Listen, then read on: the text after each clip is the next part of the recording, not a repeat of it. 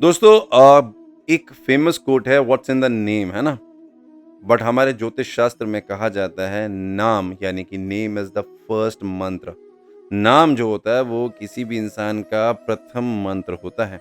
उसका रीज़न बताता हूँ, जो उच्चारण करते हो आप नाम को, तो जो सर्वप्रथम स्वर जिस आवाज़ से वो निकलता है नाम, जैसे अगर किसी का नाम सुमित है या अमित है तो जो सु या जो निकल रहा है बेसिकली, ये अगर सही भाव में पड़ जाए तो आपकी कुंडली में कितने भी दोष हों, वो कहीं न कहीं ऑटोमैटिकली कंट्रोल्ड हो जाते हैं।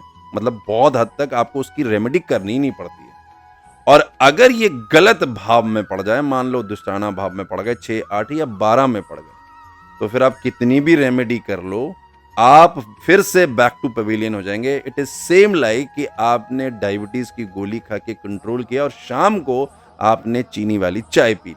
क्योंकि जब भी आप उस नाम से किसी को पुकारोगे, वो जो दुष्टाना भाव है 6, 8, 12 जो भाव है, उसको एक्टिवेट करेगा। जब एक्टिवेट करेगा तो वो आपकी रेमेडी की पावर्स को हमेशा कम करेगा। इसीलिए जीवन में जो नामकरण होता है ना, जो 16 संस्कारों में एक है, ये बहुत इम्पोर्टेंट होता है। और अगर सही विधि से नामकरण किया जाए, ये आम विधि नहीं जो कि चंद्र का नक्षत्र देखा, उसका चरण पद देखा और वहां से लेटर निकाला, वो सिर्फ 10% गेम है। ओरिजिनल ऑथेंटिक नामकरण की विधि जिस तरीके से मैं करता हूँ, 9 दिन का एक मुहूर्त लेकर, वो विधि में आपको 3 चीजें मैं बताता हूँ।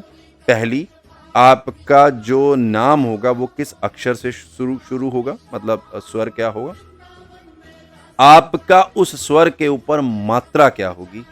और तीसरा, आपके उस नाम में, उस हिंदी नाम में कितने अक्षर होंगे।